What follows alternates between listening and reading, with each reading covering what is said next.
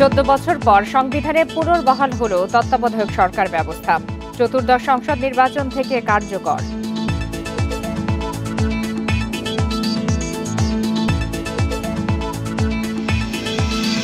শীত শুরুর আগেই বিভিন্ন জেলায় তীব্র গ্যাস সংকট। শিল্প কারখানায় উৎপাদন ব্যাহত, বন্ধ হয়ে গেছে অনেক কারখানা।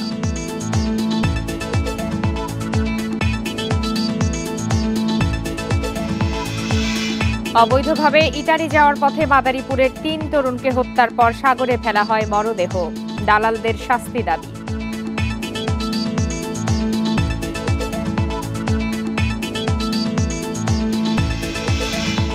রূপপুর পারমাণবিক কেন্দ্রে বাষ্প নির্গমন পরীক্ষা আজ। বড় ধরনের শব্দে আতঙ্কিত না হওয়ার আহ্বান।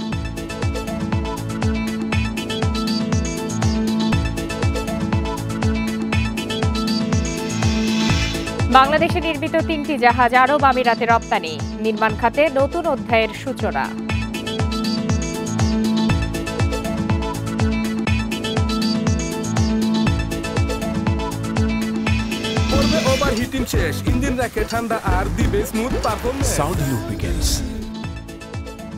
সমগ্র বাংলাদেশে সবাইকে আমন্ত্রণ। সাথে আছে আমি ফারহানা লোপা।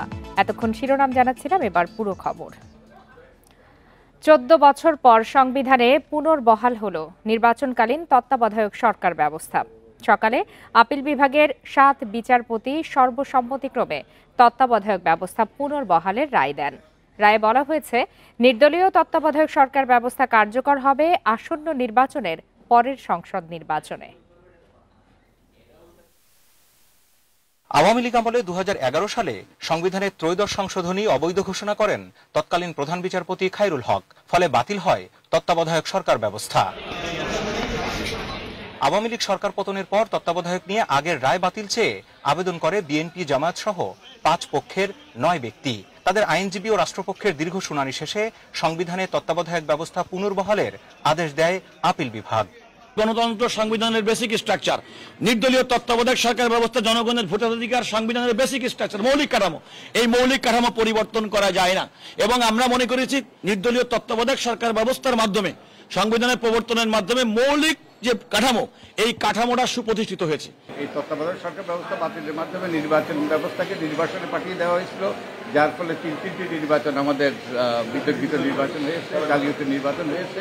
তো আমরা আশা করি তার অবসান ঘটবে। আমরা ভবিষ্যতে এর মাধ্যমে এই রিভিউ পিটিশন গ্রহণের মাধ্যমে আমাদের সুষ্ঠু নিরপেক্ষ নির্বাচনের পথ সুগম হবে। আসন্ন নির্বাচন নয়, এর পরের সংসদ নির্বাচন থেকে তত্ত্বাবধায়ক ব্যবস্থা কার্যকর হবে বলে রায়ে উল্লেখ করা হয়েছে। বর্তমান সময়ে এটি কার্যকর হবে না, অর্থাৎ ত্রয়োদশ জাতীয় নির্বাচন অনুষ্ঠান করার ক্ষেত্রে এই যে তত্ত্বাবধায়ক সরকার রিভাইভ হলো, তার কার্যকারিতা থাকবে না। তার কার্যকারিতা থাকবে প্রসপেক্টিভলি, অর্থাৎ চতুর্দশ যে সংসদ নির্বাচন হবে সেই সময় থেকে। ঐতিহাসিক এই রায়ের ফলে দেশে গণতন্ত্র পুনরুদ্ধারের সূচনা হলো মনে করেন অ্যাটর্নি জেনারেল। আগামী দিনে নিজের ভোট নিজে দিতে পারবেন।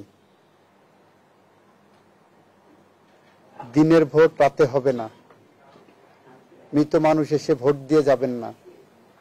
এরকম একটি গণতান্ত্রিক মহাসড়কে চলা শুরু করলেন বলে আমরা মনে করি। 1996 সালে বিরোধী দলগুলোর দাবির মুখে সংবিধানে তত্ত্বাবধায়ক ব্যবস্থা প্রবর্তন করে তৎকালীন বিএনপি সরকার। Jahidul Bashar, independent news, Dhaka.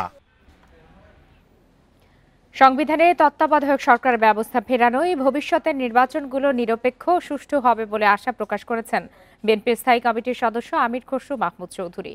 তত্ত্বাবধায়ক পুনর্বহালের রায় রাজনীতিতে নতুন দিগন্তের সূচনা বলেও মন্তব্য করেন তিনি। আমির খসরু বলেন, এই রায়ের মধ্য দিয়ে বিএনপির দীর্ঘদিনের আন্দোলন সফল হলো। ঢাকা বিশ্ববিদ্যালয়ের বটতলায় ফ্রি মেডিকেল ক্যাম্প উদ্বোধন শেষে এসব কথা বলেন তিনি। খসরু আরও বলেন, অনির্বাচিত সরকারের অধীনে দেশ কতটা পিছিয়ে যেতে পারে তা জনগণ দেখেছে। জনগণের রায় নিয়ে কাজ করা যেমন সহজ, অনির্বাচিত সরকারের পক্ষে তেমনটা সম্ভব নয়। তত্ত্বাবধায়ক সরকার ফেরার রায় এলেও সেটি কিভাবে গঠন হবে সে বিষয়ে আলোচনা হবে বলেও জানান আমির খসরু মাহমুদ চৌধুরী। তত্ত্বাবধায়ক সরকারের অনুপস্থিতিতে বাংলাদেশের মানুষকে যে ত্যাগ স্বীকার করতে হয়েছে, যে জীবনগুলো গিয়েছে, যে নির্বাচনগুলোকে কেড়ে নেওয়া হয়েছে, মানুষের ভোটাধিকার কেড়ে নেওয়া হয়েছে, তার মাধ্যমে যে অপশাসন, নিপীড়ন, নির্যাতনের রাজত্ব সৃষ্টি হয়েছে, তত্ত্বাবধায়ক সরকারের মাধ্যমে আমরা আশা করি সেটা আগামীর নির্বাচনগুলোকে সুসংহত করবে, গ্রহণযোগ্য করবে। যেসব দুর্বৃত্ত ককটেল বিস্ফোরণ ঘটাবে বা বাসে আগুন দেওয়ার চেষ্টা করবে তাদেরকে গুলি করার নির্দেশ পুলিশ আইনেই রয়েছে বলে জানিয়েছেন ডিএমপি কমিশনার শেখ মোহাম্মদ সাজ্জাদ আলী। বলেন, ঢাকাবাসীর জানমালের নিরাপত্তা দিতে আইন প্রয়োগ করবে পুলিশ। সকালে ডিবি কার্যালয়ের পাশে সাইবার সাপোর্ট সেন্টার উদ্বোধন শেষে কথা বলেন তিনি। সাজ্জাদ আলী বলেন, থানার সামনে পুলিশ সদস্যকে ককটেল মেরে আহত করা হয়েছে, এর ফলে তাদের মনোবল ভেঙে যেতে পারে। তাই পুলিশের মনোবল বাড়াতে সবার সহযোগিতা চান ডিএমপি কমিশনার। বলেন, ডিবির সাইবার সাপোর্ট সেন্টারের মাধ্যমে পুলিশের প্রতি জনগণের আস্থা বাড়বে। এছাড়াও জানান, অনলাইনে কোনো ধরনের প্রতারণার শিকার হলে ফেসবুক পেজ এবং ওয়েবসাইটের মাধ্যমে আবেদন করতে পারবেন নগরবাসী।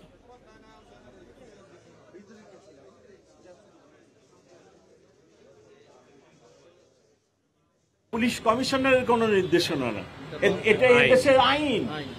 আপনারা আইন তো দেখেন, আমি তো কোনো নিজে আইন বানাই না, আইন বানাই পার্লামেন্ট। এদেশের বেসিক আইনে বলা হয়েছে, আপনারা আইনটা দেখেন, আমি কোনো নির্দেশ দিই না। এখানে আমার অফিসারদেরকে আমি শুধু বলছি আইনে এই কথাটা বলা আছে। শীত শুরুর আগেই তীব্র গ্যাস সংকটের কারণে অনেক বাসাবাড়িতে জ্বলছে না চুলা। সরবরাহ কম থাকায় ব্যাহত হচ্ছে গ্যাস নির্ভর শিল্প কারখানাগুলোর উৎপাদনও। বন্ধ হয়ে গেছে অনেক কারখানা। পরিস্থিতি সামাল দিতে বাধ্য হয়ে অনেক ব্যবসায়ী ঝুঁকছেন বিকল্প জ্বালানির দিকে। গাজীপুরে ৫,০০০-এর বেশি কারখানার মধ্যে তৈরি পোশাক কারখানা ২,১৭৬টি, রয়েছে চামড়া, সিরামিকের কারখানাও। তবে গ্যাস সরবরাহ কম থাকায় ব্যাহত হচ্ছে উৎপাদন। কারখানা মালিকরা বলছেন, কয়েক বছর ধরে নানা কারণে একের পর এক কারখানা বন্ধ হচ্ছে। এর মধ্যে গ্যাসের মূল্য বৃদ্ধি ও সরবরাহ সংকটে লোকসানের মুখে অনেক প্রতিষ্ঠান। যখন আমাদের এই গ্যাসের প্রেশার কম থাকে, সেটা আমরা কাভার দিতে আমাদের জেনারেটর দিয়ে পাওয়ার স্টিম উৎপাদন করে সেটা দিয়ে আমরা উৎপাদন চালু রাখতে চেষ্টা করি। গ্যাস বিদ্যুৎ নিয়ে আমরা বিভাগে আছি, আমরা ব্যবসায়িকভাবে আমরা খুব ক্ষতিগ্রস্ত হচ্ছে। নরসিংদীর বিভিন্ন এলাকায় গ্যাসের চাপ আশানুরূপ না থাকায় বছর জুড়ে ভোগান্তিতে গ্রাহকরা। শীত মৌসুমে রান্নাসহ নানা কাজে ভোগান্তি ওঠে চরমে। গ্যাস সংকটে বন্ধ রয়েছে ১,৩৮০ মেগাওয়াট ক্ষমতার ঘোড়াশাল বিদ্যুৎ কেন্দ্র। গ্যাস নিয়ে খুবই প্যারেশানিতে আছি। আমি চাকরিজীবী মানুষ, এবার বাচ্চারা স্কুলে লেখাপড়া করে, তাদের খাবার দাবার তৈরি করা খুবই সমস্যা হয়। শীতকালে তো থাকেই না, গরমকালে আপনার দেখা যায় যে 12টা পর্যন্ত গ্যাস থাকে না, এরপরে গ্যাস আসে। আমাদের বিদ্যুতের যে গ্যাসগুলো ছিল সেই গ্যাসটা কারখানায় নিয়ে গেছে, যার জন্য আমাদের এই বিদ্যুৎ কেন্দ্রগুলো বর্তমানে বন্ধ আছে। একই অবস্থা মানিকগঞ্জেও। গ্রাহকদের অভিযোগ, আগের সপ্তাহে একদিন গ্যাস পেলেও এখন তাও পাওয়া যায় না। বাধ্য হয়ে অনেক গ্রাহকই গ্যাস লাইন বিচ্ছিন্ন করছেন। পরিস্থিতি সামলাতে রেশনিং পদ্ধতিতে গ্যাস সরবরাহের দাবি তাদের। যে লাইনটা পুরো লাইনে গ্যাস থাকে না, এই সপ্তাহে কিছুদিন দেখা যায়, আর বাকি সব ম্যাক্সিমাম সময় গ্যাস থাকে না। আমরা লোকাল গ্যাস অফিসে গেছি, ম্যানেজারকে আমরা জানিয়েছি, তারা সদুত্তর দিতে পারে না। আশুলিয়া থেকে সঞ্চালন পাইপলাইন দিয়ে মানিকগঞ্জে গ্যাস সরবরাহ করা হয়। তিতাস গ্যাস কর্তৃপক্ষ জানিয়েছে, টাঙ্গাইলের এলেঙ্গা থেকে নতুন সঞ্চালন লাইন চালুর কথা রয়েছে। বিকল্প লাইন হলে কমবে গ্রাহক ভোগান্তি। রেশমি নন্দী, ইন্ডিপেন্ডেন্ট নিউজ। এ বিষয়ে আরো বিস্তারিত জানাতে এই মুহূর্তে গাজীপুর থেকে যোগ দিয়েছেন সহকর্মী আবুল হাসান। আবুল হাসান, গাজীপুরে তো বেশ কিছু শিল্প কারখানা রয়েছে, এর মধ্যে জ্বালানি সংকটে এখন পর্যন্ত কতগুলো কারখানা সেখানে বন্ধ হয়েছে, এ ধরনের কোনো তথ্য আপনার কাছে আছে কিনা? সেই সাথে জানাবেন যে বিকল্প জ্বালানির দিকেও ঝুঁকছেন ব্যবসায়ীরা, সেক্ষেত্রে বিকল্প হিসেবে কি ব্যবহার করা হচ্ছে?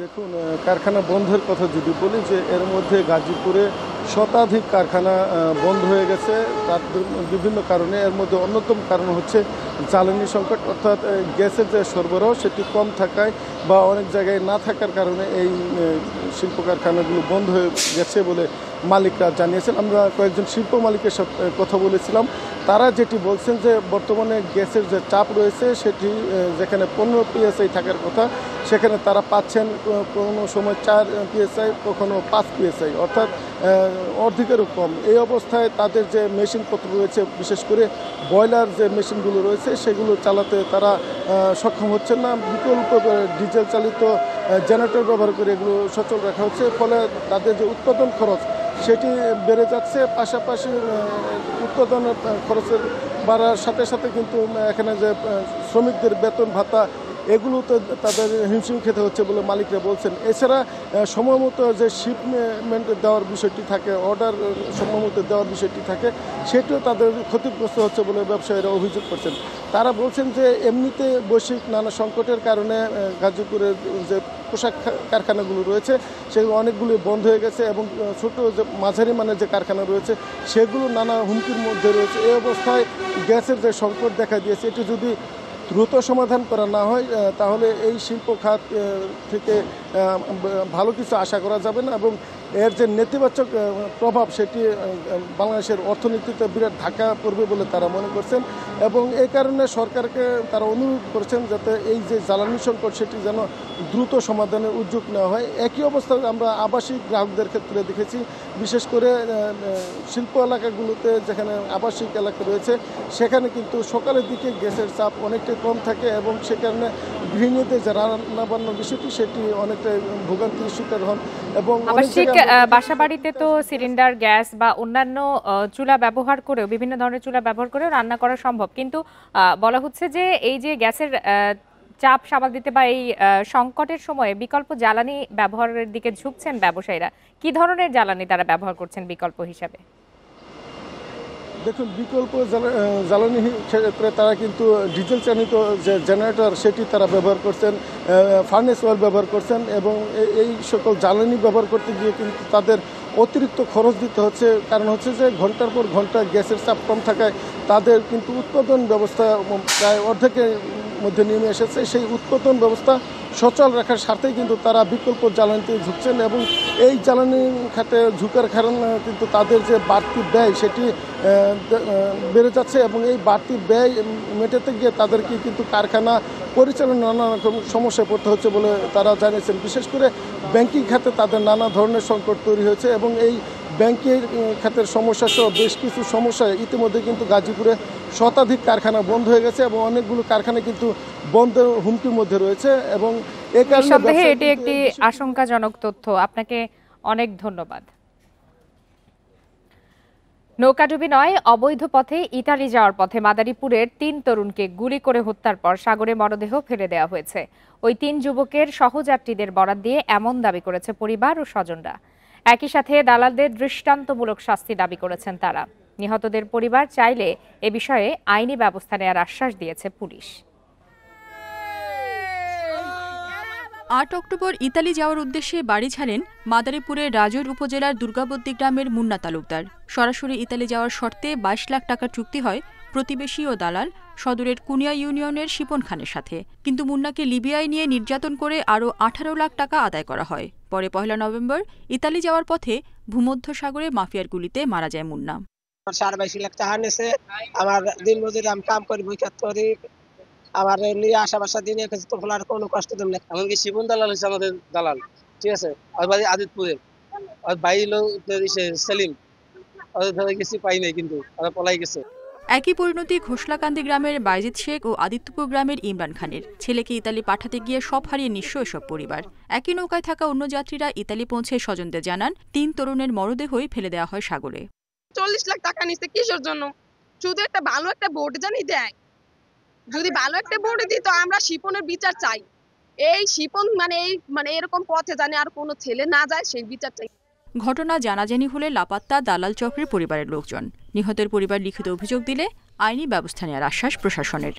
প্রত্যেকটা আইন মামলায় আমরা গুরুত্ব সহকারে বিবেচনা করি এবং তদন্ত করি এবং আমি এখনো পর্যন্ত যতগুলো মামলায় আমার রুজু হয়েছে আমি সর্বোচ্চ চেষ্টা করেছি যে তাদের সামগ্রিক বিষয় বিবেচনা করে তাদেরকে অভিযুক্ত করার জন্য। মাদারীপুরে 10 বছরে মানব পাচারের মামলা হয়েছে 329টি, তবে বেশিরভাগ আসামি গ্রেপ্তার হয়নি। কয়েকজন গ্রেপ্তার হলেও জামিনে বেরিয়ে আবারও একই কাজে জড়াচ্ছেন। Independent news. রাজধানীর মিন্টো রোডে ফরেন সার্ভিস একাডেমিতে সমসাময়িক বিষয়ে কথা বলছেন আইন উপদেষ্টা আসিফ নজরুল। আমরা সরাসরি চলে যাচ্ছি তার বক্তব্যে। আদালতের সচিবালয়ের মাধ্যমে নিম্ন আদালতের যে আর্থিক ব্যবস্থাপনা বা আর্থিক স্বাধীনতা সেটাও নিশ্চিত করা হয়েছে। এখানে আমরা কতগুলো বিধান করেছি।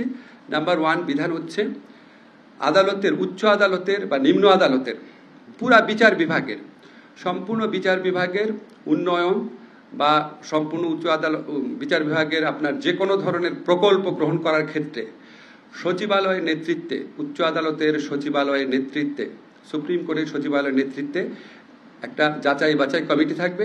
যাচাই বাছাই কমিটি প্রকল্প গ্রহণ করবে। সেই প্রকল্প একটা কমিটির কাছে পাঠানো হবে পরামর্শের জন্য।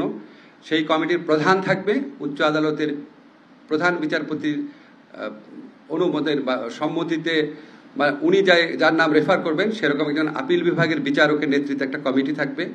সেই কমিটি যখন সুপারিশ করবে, সুপারিশ করার পর সুপারিশকৃত প্রকল্পের প্রাক্কলিত ব্যয় যদি 50 কোটি টাকা বা তার কম হয়, সেই ক্ষেত্রে প্রধান বিচারপতি এটা অনুমোদন করবেন, আর কারো অনুমোদনের প্রয়োজন হবে না।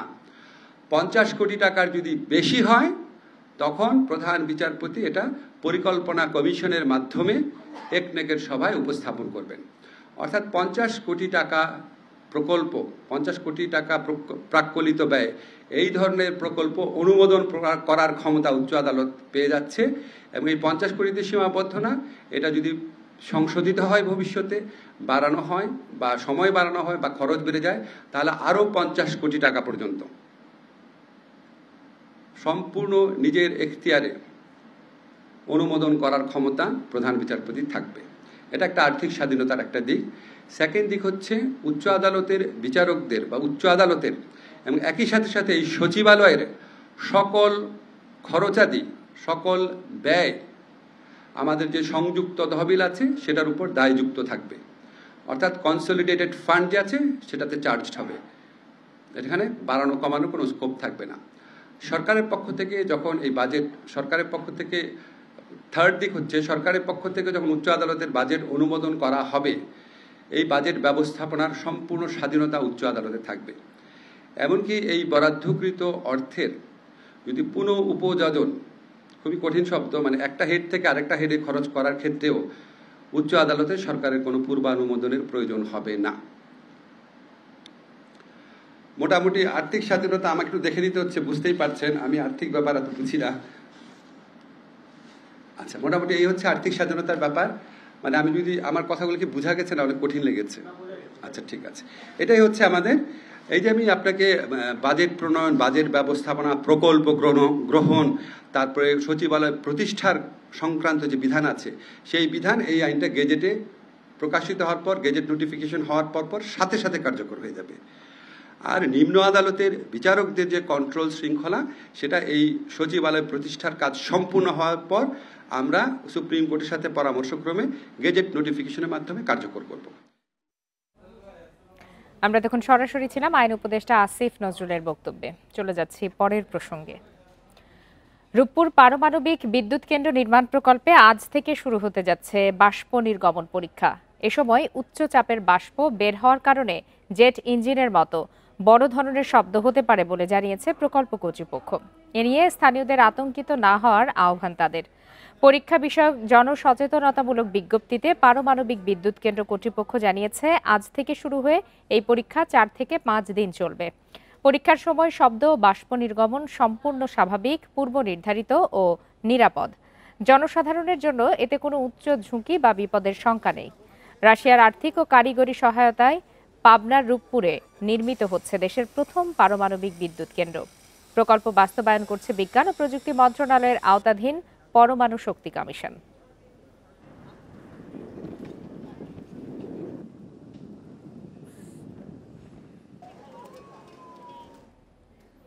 এ বিষয়ে আরো তথ্য জানাতে এই মুহূর্তে পাবনা থেকে যোগ দিয়েছেন সহকর্মী খায়রুল ইসলাম। খায়রুল ইসলাম, এর আগেও আপনার সাথে কথা হয়েছে, সেখানে আপনি জানিয়েছেন যে এরই মধ্যে স্থানীয়দেরকে সতর্ক করা হয়েছে এবং তারা এই বিষয়গুলো নিয়ে কোনো ধরনের ভয় বা আতঙ্কে নেই। ঠিক কখন নাগাদ এই বাষ্প নির্গমন পরীক্ষা শুরু হতে পারে, কি ধরনের তথ্য পাচ্ছেন? আসলে আমি কিন্তু এই রূপপুর পারমাণবিক বিদ্যুৎ প্রকল্প কিন্তু অবস্থান করছি খুব সকাল থেকেই এখন পর্যন্ত রয়েছি আমরা। কিন্তু আমরা এই বিষয়গুলো নিয়ে আসলে রূপপুর পারমাণবিক বিদ্যুৎ প্রকল্পের যিনি প্রকল্প পরিচালক রয়েছেন তার সঙ্গে কথা বলেছি। তিনি বলছেন যে গ্যাস নির্গমন যে প্রক্রিয়া রয়েছে এই প্রক্রিয়া কিন্তু আজ থেকে শুরু হয়েছে এবং এটি চলমান থাকবে 4 থেকে 5 দিন। তবে কখন থেকে এই গ্যাস নির্গমন শুরু হবে এইটা কিন্তু তিনি আমাদেরকে আসলে খোলাসা করে জানাতে পারেনি। আপনি দেখতে পাবেন যে আমি কিন্তু এখন রয়েছি যে রূপপুর পারমাণবিক বিদ্যুৎ প্রকল্পের এই টুইন টাওয়ারের একদম নিচে। তবে এই বিষয়গুলো নিয়ে রূপপুর পারমাণবিক বিদ্যুৎ কেন্দ্রে কিন্তু ইতিমধ্যেই কিন্তু তারা বলছেন যে শুরু হয়েছে পরিকল্পিত গ্যাস নির্গমন পরীক্ষা। আর শব্দ হবে জেট ইঞ্জিনের মতো বিকট। তবে কর্তৃপক্ষ বলছে যে এটি সম্পূর্ণ স্বাভাবিক ও নিরাপদ থাকবে। বিষয়টি চলবে 4 থেকে 5 দিন। তবে কখন নাগাদ এই বিকট শব্দ অথবা গ্যাস নির্গমন হবে এইটা কিন্তু রূপপুর পারমাণবিক বিদ্যুৎ প্রকল্পের কর্মকর্তারা আমাদেরকে কিন্তু এই তথ্য জানাতে পারেনি।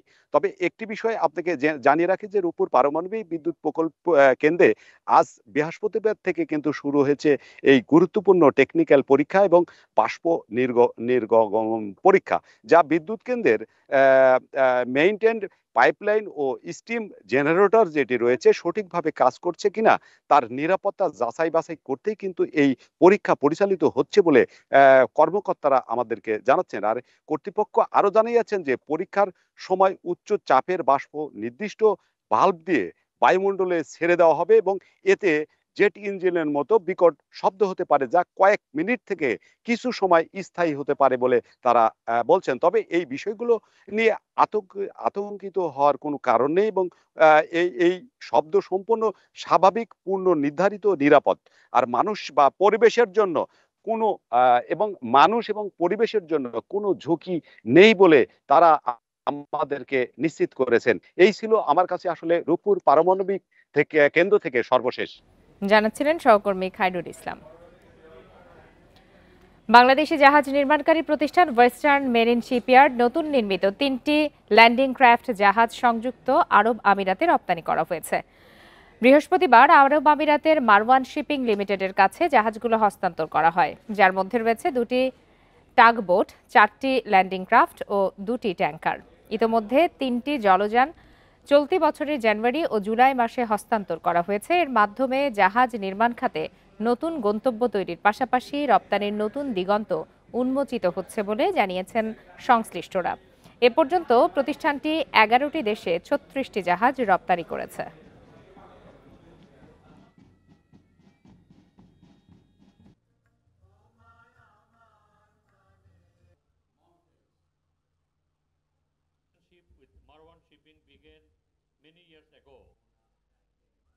আমাদের সরকারের পাশাপাশি বেসরকারি উদ্যোগ যুক্ত হওয়ার কারণে আমাদের এক্সপোর্ট বাস্কেটে আজকে ডাইভার্সিফিকেশনের নতুন একটা প্রোডাক্ট, যদিও বেশ কিছুদিন ধরে আমরা এক্সপোর্ট করে যাচ্ছি।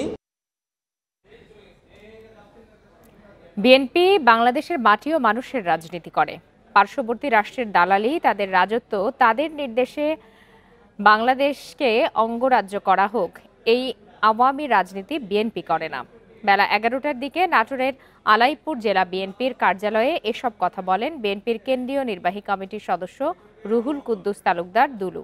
বলেন, বিএনপির রাজনীতি বাংলাদেশের স্বাধীনতা, সার্বভৌমত্ব, গণতন্ত্র, ভোটের অধিকার, কথা বলার অধিকার নিয়ে রাজনীতি করে বিএনপি। তিনি আরও বলেন, বাংলাদেশের মানুষের বিএনপির ওপর বিশ্বাস ও আস্থা রয়েছে, এজন্য তারা গত 15.5 বছর তত্ত্বাবধায়ক সরকারের দাবিতে আন্দোলন সংগ্রাম করে। পার্শ্ববর্তী রাষ্ট্রের দালালি, তাদের রাজত্ব, তাদের নির্দেশে বাংলাদেশে তাদের অঙ্গরাজ্য হিসাবে বাংলাদেশকে পরিচালিত করা হোক, সেই আওয়ামী রাজনীতি বিএনপি করে না। চাঁদপুরে অতিরিক্ত বিদ্যুৎ বিল পেয়ে দিশেহারা কয়েক হাজার পল্লী বিদ্যুৎ গ্রাহক। গত 3 মাস ধরে দ্বিগুণ 3 গুণ বিল পেয়ে হতবাক তারা। তবে অতিরিক্ত বিলের বিষয়ে আবেদনের প্রেক্ষিতে গ্রাহকদের বিল সংশোধন করা হচ্ছে বলে জানায় পল্লী বিদ্যুৎ সমিতি। ব্যাটারি চালিত ভ্যানে করে গাছের চারা বিক্রি করেন চাঁদপুরের বালিয়া আড়ংবাজারের শরীফ গাজী ও স্বপন গাজী। ভ্যান গাড়িতে চার্জ দেয়ায় প্রতি মাসে বিদ্যুৎ বিল গুনতে হতো 900 থেকে 1200 টাকা পর্যন্ত। তবে অক্টোবরেই তাদের বিদ্যুৎ বিল আসে 1.5 লাখ টাকা। মিটারের এমন অস্বাভাবিক রিডিং দেখে হতভম্ব তারা। আবেদনের প্রেক্ষিতে পল্লী বিদ্যুতের পর্যবেক্ষণ শেষে সংশোধন করা হয় বিল। 20,000 ইউনিট বেশি আছে, মানে আমরা আজকে 8-10 বছরে মিটারটা চালাই 10,000 ইউনিট, আর এটা এক মাসে 20,000 ইউনিট আছে, প্রায় 1.5 লক্ষ টাকা। এই একটা মিটারের মধ্যে এটা দরখাস্ত করে আমি বদলাইছি, এর হরে এটার বিল আইয়ে 900, এই মাসও আছে 900 কত টাকা। গত কয়েক মাস ধরেই অস্বাভাবিকভাবে বিদ্যুৎ বিল পাওয়ার অভিযোগ করেছেন চাঁদপুর পল্লী বিদ্যুৎ সমিতি 1-এর গ্রাহকরা। পল্লী বিদ্যুতের পরামর্শ অনুযায়ী মিটার পরিবর্তন করা হলেও অবস্থার পরিবর্তন হয়নি। দুইটা পাঙ্খা চালায়, দুইটা লাইট চালায়, 900, 950, 1000 টাকা বিল আসে। আগে আসতো 250-200 টাকা। পরিবর্তন করে দেয়, পরবর্তী মাসে আমার ওই বিল আসে 8,228 টাকা। তারপর আমি এটা পল্লী বিদ্যুতে অবজেকশন দিই। অস্বাভাবিক বিদ্যুৎ বিলের অভিযোগ পেলে মিটারের রিডিং দেখে সংশোধন করে দেওয়া হচ্ছে বলে জানান পল্লী বিদ্যুৎ সমিতি 1-এর কর্মকর্তা। ওয়ারিংটা ঠিক না থাকলে বিদ্যুৎ কিন্তু মাটিতে চলে যাচ্ছে, ডিমান্ডও আমরা পাচ্ছি, রিডিং ঠিক আছে, মিটার আমরা 100% ওকে, কিন্তু গ্রাহকের বিদ্যুৎ বিল বেশি আসছে। তদন্ত করে তারপর গ্রাহকের ব্যবহার দেখে বিদ্যুৎ বিলটা সংশোধন করছি। অস্বাভাবিক বিদ্যুৎ বিলের কারণে গত 4 মাসে মিটার পরিবর্তনের আবেদন পড়েছে 325টি। 3 উপজেলায় পল্লী বিদ্যুৎ সমিতি 1-এর গ্রাহক সংখ্যা 3,65,000। Independent news. বিদ্যুৎ বিলের সমস্যা নিয়ে আরো বিস্তারিত জানাতে এবারে লক্ষ্মীপুর থেকে যোগ দিয়েছেন সহকর্মী আব্বাস হোসেন। আব্বাস হোসেন, আমরা প্রতিবেদনে চাঁদপুরের পরিস্থিতি জানাচ্ছিলাম, লক্ষ্মীপুর থেকেও এ ধরনের সমস্যা হচ্ছে বলে আমরা জানতে পেরেছি। লক্ষ্মীপুরে কি ধরনের বিল আসছে এবং কতদিন ধরে এই সমস্যা জারি রয়েছে, বিস্তারিত জানাবেন।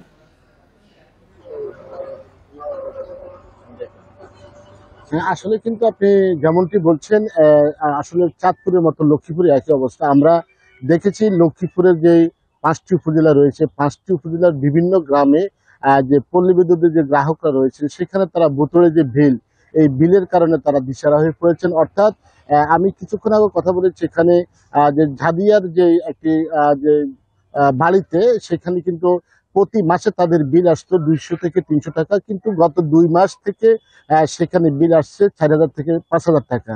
অর্থাৎ এই 200 টাকার স্থলে 4 থেকে 5,000 টাকা, এভাবে কয়েক গুণ বেশি বিল আসছে। এই বিল আসার কারণে কিন্তু আমরা যে গ্রাহকরা রয়েছেন তারা কিন্তু ভোগান্তিতে পড়ছেন। এর বাইরে কিন্তু আমি রমারখিলের একজন যে গ্রাহকের সাথে কথা বলেছি, পাশাপাশি এনসিবির এখানে যে সংসদ সদস্য প্রার্থী রয়েছেন জাহাঙ্গীর আলম, তার সাথে আমার কথা হয়েছে। তিনিও জানিয়েছেন তার যে রমারখিলের বাসা বা দাসিহাটে, সেখানেও তার এক অবস্থা। সে বলছেন যে 200 টাকার বিলের কারণে সেখানে 2,500 থেকে 3,000 টাকা আসছে। অর্থাৎ এইভাবে প্রত্যেকটি এলাকায় এই যে বিলের কারণে মানুষের একদম দিশারা হয়ে পড়েছেন। তবে পল্লী বিদ্যুৎ যে কর্তৃপক্ষ যেটি বলেছেন, তারা বলছেন ওয়ারিং কথা, অর্থাৎ এই যে লাইন মেরামত করার কারণে অনেক সময় যে লাইনের ত্রুটি থাকে, ত্রুটির কারণে হয়তো যে বিল কিছুটা বাড়তে পারে। তবে এই অতিরিক্ত বিলের বিষয়ে তারাও কিন্তু খতিয়ে দেখছেন এবং অনেক গ্রাহকের কাছ থেকে তারা অভিযোগ পেয়েছেন। সেই অনুপাতে তারা মিটার যে রয়েছে ওই মিটারটা পরিবর্তন করে নতুন মিটার লাগানোর ব্যবস্থা করছেন। অর্থাৎ এরপরও আমরা যেটা দেখেছি,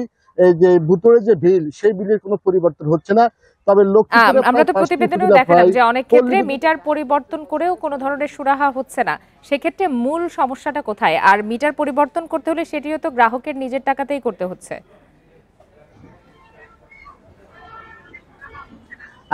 আসলে যখন ওই যে মিটার পরিবর্তন করতে হয়, তখন সরকারি যে তাদের একটা ফি আছে, সেই ফি পরিবর্তন করার পরে কিন্তু মূলত এই মিটারটা পরিবর্তন করতে হয়, সেখানে কিন্তু গ্রাহকদের টাকা গুনতে হচ্ছে। অর্থাৎ এই মিটার পরিবর্তন করার ফলেও যে এই যে বুতুড়ে যে বিল, সেটি কিন্তু পরিবর্তন হচ্ছে না। এরপরে কিন্তু আমরা যে এখানে পল্লী বিদ্যুৎ গ্রাহক যিনি কর্তৃপক্ষ রয়েছেন জিয়াম, তার সাথে আমার কথা হয়েছে। তিনি জানিয়েছেন আসলে লাইন মেরামত বা লাইন সংস্কার করতে গিয়ে অনেক সময় যে মাটিতে কিন্তু অনেক যে বিদ্যুৎ টেনে নেওয়া হচ্ছে, এইসব কারণে কিন্তু মূলত অনেক সময় বিদ্যুৎ যে বাড়ে। তো বিল যেন না বাড়ে সে ধরনের ব্যবস্থা নেওয়া হয়েছে। তারা বলছেন এখন বারবার তারা খতিয়ে দেখবেন যেন গ্রাহকরা কোনো ভোগান্তিতে না পড়তে হয়। গ্রাহকদের কথা চিন্তা করে তারা ইতিমধ্যে মাঠ পর্যায়ে কাজ শুরু করেছেন বলে জানিয়েছেন আমাকে পল্লী বিদ্যুৎ। জি, আব্বাস হোসেন, আপনাকে অনেক ধন্যবাদ। রাজশাহী বিশ্ববিদ্যালয়ের 2 শিক্ষার্থীকে তুলে নিয়ে মারধরের ঘটনায় ঢাকা রাজশাহী মহাসড়ক অবরোধ করে 2 ঘন্টা বিক্ষোভ করেন শিক্ষার্থীরা। এরপর প্রশাসনের আশ্বাসে দুপুর 2টার দিকে অবরোধ তুলে নেওয়া হয়। গতরাতে বিশ্ববিদ্যালয় সংলগ্ন কাজলা ক্যান্টিন থেকে শিক্ষার্থী ফারাবি ও তাহমিদ আহমেদ বকশিকে তুলে নিয়ে মারধর করে কয়েকজন মুখোশধারী। এর মধ্যে আল ফারাবি নিষিদ্ধ সংগঠন ছাত্রলীগের নেতা ছিলেন। জুলাই গণঅভ্যুত্থানের সময় সামাজিক যোগাযোগ মাধ্যমে ঘোষণা দিয়ে ছাত্রলীগ থেকে পদত্যাগ করেন তিনি। প্রত্যক্ষদর্শীরা জানান, রাত 11টার দিকে কাজলা ক্যান্টিনে মুখে কাপড় বেঁধে এবং হেলমেট পরে কয়েকজন ফারাবি ও বকশিকে মারপিট করে সেখান থেকে তুলে নিয়ে যায়। রাত 11:15টার দিকে ফারাবিকে বিনোদপুর এলাকার বেতার মাঠ এবং বকশিকে বিশ্ববিদ্যালয়ের হাবিবুর রহমান হলের সামনে থেকে উদ্ধার করা হয়। পরে ফারাবিকে রাজশাহী মেডিকেল কলেজ হাসপাতালে ভর্তি করা হয়। আমাদের জন্য সবচেয়ে বড় সেফ প্লেস হবে।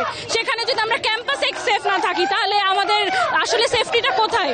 বিশ্ববিদ্যালয়ের পুলিশ এই জায়গায় ছিল, কাজলায় ছিল, ওদেরকে অনেকবার রিকোয়েস্ট করা হয়েছে, স্যার ওদেরকে তো তুলে নিয়ে যাচ্ছে, ওদের হাতে অস্ত্র আছে, ওরা একটাবারও কোনো প্রতিবাদ করে নাই, ওরা ওখানেই দাঁড়িয়েছিল। বরিশালে টানা 20 দিন ধরে পাল্টাপাল্টি কর্মসূচি ও সড়ক অবরোধ করেছেন অপসনিন ফার্মাসিউটিক্যালসের শ্রমিকরা। নগরীর বগুড়া রোডে এই কর্মসূচি পালন করেন তারা। এতে করে ভোগান্তি পোহাতে হচ্ছে ওই সড়কে চলাচলকারী শিক্ষার্থী, কর্মজীবী, ব্যবসায়ী ও পথচারীদের। শ্রমিকদের একটি পক্ষ চাকরি পুনর্বহালের দাবিতে গত 20 দিন ধরে আন্দোলন চালিয়ে আসছেন। অপরপক্ষ কাজে যোগ দিতে গেলে তাদেরও বাধা দেয় আন্দোলনকারীরা। রাস্তা অবরোধের কারণে সড়কে সৃষ্টি হচ্ছে যানজট, এতে ভোগান্তিতে পড়ছেন সাধারণ মানুষ। শ্রমিকদের দাবি, শ্রম আইন না মেনে স্টোরি প্যাক বিভাগের প্রায় 500 শ্রমিককে অবসর দেওয়া হয়েছে।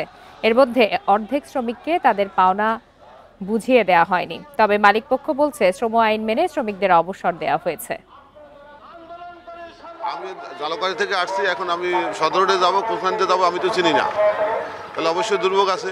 যৌক্তিক আন্দোলনটাকে কিভাবে নিরসন করা যায় সেই নিরসন করে এই অত্র এলাকার যে আপনার জনদুর্ভোগ, এই জনদুর্ভোগ থেকে যেন আমরা বাঁচতে পারি। মালিক এবং শ্রমিক যারা এখানে আছেন, নেতৃবৃন্দ যারা আছেন, তাদের সঙ্গে কথা বলে এবং পাশাপাশি এখানে আমাদের জেলা প্রশাসন সহ আরও যে বিভিন্ন সংস্থা আছে তারা সবাই কিন্তু কাজ করছে। এটা দ্রুত সমাধান করতে পারলে এটা আমাদের সবার জন্যই মঙ্গল।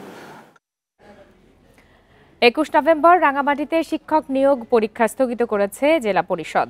দুপুরে এক সংবাদ ব্রিফিংয়ে এই তথ্য জানান জেলা পরিষদের চেয়ারম্যান কাজল তালুকদার। এদিকে শিক্ষক নিয়োগ পরীক্ষায় কোটা বৈষম্যের প্রতিবাদে রাঙামাটিতে ডাকা 36 ঘন্টার হরতাল প্রত্যাহার করেছে কোটা বিরোধী ঐক্যজোট।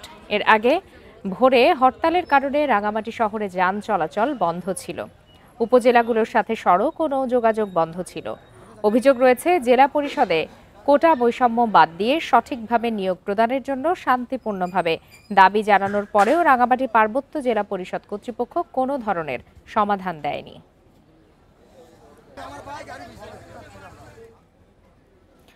নরসিংদীতে আদালতে হাজিরা দিয়ে ফেরার সময় দুর্বৃত্তদের হামলার শিকার হয়েছেন এক ছাত্রদল নেতা। আহত সিয়াম হোসেন পলাশ উপজেলার ঘোড়াশাল পৌর ছাত্রদলের যুগ্ম আহ্বায়ক। দুপুর 12টার দিকে জেলা আদালত ভবনের নিচে এই ঘটনা ঘটে। পরে তাকে উদ্ধার করে জেলা সদর হাসপাতালে চিকিৎসা দেওয়া হয়েছে। পুলিশ জানায় একটি ছিনতাই মামলায় হাজিরা দিতে আদালতে যান সিয়াম।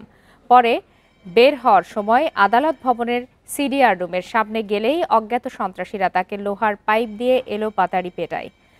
এরপর আশপাশের লোকজন এগিয়ে এলে পালিয়ে যায় সন্ত্রাসীরা। তাকে উদ্ধার করে হাসপাতালে ভর্তি করা হয়। বিআরটিএ ট্রাস্টি বোর্ডের উদ্যোগে কুমিল্লা ও ফেনীতে সড়ক দুর্ঘটনায় হতাহতের পরিবারকে চেক বিতরণ করা হয়েছে। দুপুরে কুমিল্লা জেলা প্রশাসকের কার্যালয়ের মিলনায়তনে চেক বিতরণ করেন বিআরটিএ চেয়ারম্যান আবু মমতাজ সাদ উদ্দিন আহমেদ। অনুষ্ঠানে মোট 48টি পরিবারের মাঝে 2,18,00,000 টাকার চেক দেওয়া হয়।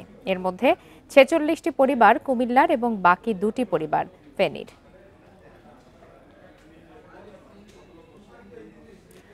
লক্ষ্মীপুরে শতাধিক অবৈধ ইট ভাটার মধ্যে গত 15 দিনে 29টি ভাটা গুঁড়িয়ে দেওয়া হয়েছে আর জরিমানা করা হয়েছে প্রায় 30 লাখ টাকা। বৃহস্পতিবার সকাল থেকে রামগতির রামদয়াল সহ বিভিন্ন স্থানে 15 দিনের মতো অভিযান শুরু করে পরিবেশ অধিদপ্তর ও জেলা প্রশাসন। এর আগে গত 6 নভেম্বর থেকে এই অভিযান শুরু হয়। পরিবেশ অধিদপ্তরের নির্বাহী ম্যাজিস্ট্রেট আশিকুর রহমান, রামগতি উপজেলা নির্বাহী কর্মকর্তা আমজাদ হোসেন ও লক্ষ্মীপুর পরিবেশ অধিদপ্তরের সহকারী পরিচালক হারুনুর রশিদ পাঠানের নেতৃত্বে এই অভিযান চলছে। অবৈধ ভাটা ভেঙে দেওয়ার পর যাতে চালু করতে না পারে সেজন্য অভিযান অব্যাহত থাকবে। ঢাকা সিলেট মহাসড়কে হবিগঞ্জের মাধবপুরে সরকারি জমি দখলমুক্ত করতে উচ্ছেদ অভিযান চালিয়েছে সড়ক ও জনপথ বিভাগ। সকালে সড়ক ও জনপথ বিভাগের উপসচিব ও নির্বাহী ম্যাজিস্ট্রেট আশফাকুল হক চৌধুরীর নেতৃত্বে এই অভিযান শুরু হয়। সড়ক ও জনপথ বিভাগ জানায়, অনেক আগে মহাসড়ক উন্নয়ন প্রকল্পের জন্য সংশ্লিষ্ট জমির মালিকদের ক্ষতিপূরণ ও জমির মূল্য পরিশোধ করা হয়েছিল। তবে টাকা গ্রহণের পরও একটি অংশের দখল ছাড়ছিলেন না মালিকরা। এ অবস্থায় একাধিকবার নোটিশ দেওয়ার পরও দখল না ছাড়ায় তাদের বিরুদ্ধে উচ্ছেদ অভিযান চালানো হয়।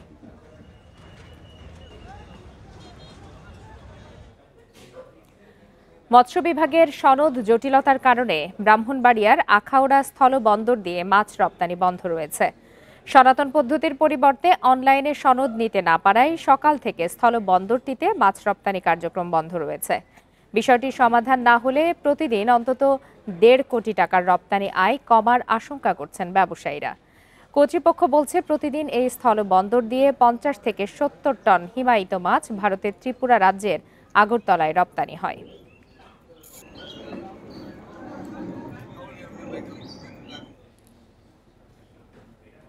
গোপালগঞ্জের মকসুদপুরে অনুষ্ঠিত হয়েছে গ্রাম বাংলার ঐতিহ্যবাহী পিঠা উৎসব। উপজেলার কৃষ্ণাদিয়া শেখ আব্দুর রাজ্জাক আলিম মাদ্রাসায় আয়োজিত উৎসবে অংশ নেয় শিক্ষক শিক্ষার্থীরা। এ সময় 6টি স্টলে চিতই, ভাপা, পুলি, ঝাল চন্দ্রকোনা, নারিকেল সহ প্রায় 50 ধরনের পিঠা নিয়ে হাজির হন শিক্ষার্থীরা। একসাথে হরেক রকমের পিঠার স্বাদ নিতে স্টলগুলোতে ভিড় করেন বিভিন্ন শ্রেণী পেশার মানুষ। মোবাইল ও ভার্চুয়াল জগতের আসক্তি থেকে শিক্ষার্থীদের দূরে রাখতে সাংস্কৃতিক এবং সৃজনশীল কাজের কোনো বিকল্প নেই বলে জানান আয়োজকরা। অনুষ্ঠানে 50 জন শিক্ষার্থীর হাতে 40,000 টাকার উপবৃত্তি ও মেলায় অংশ নেয়া 6টি স্টলের সবার হাতে পুরস্কার তুলে দেওয়া হয়।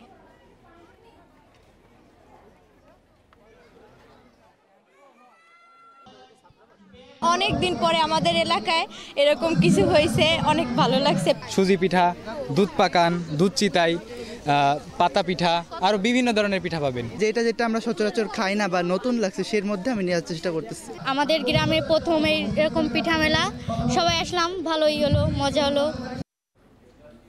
এই সাথে শেষ করছে আজকের সমগ্র বাংলাদেশ। ইন্ডিপেন্ডেন্ট টেলিভিশনের সব খবরের আরো বিস্তারিত জানতে চোখ রাখুন ফেসবুক, ইউটিউব আর এক্সে। ধন্যবাদ এতক্ষণ সাথে থাকার জন্য।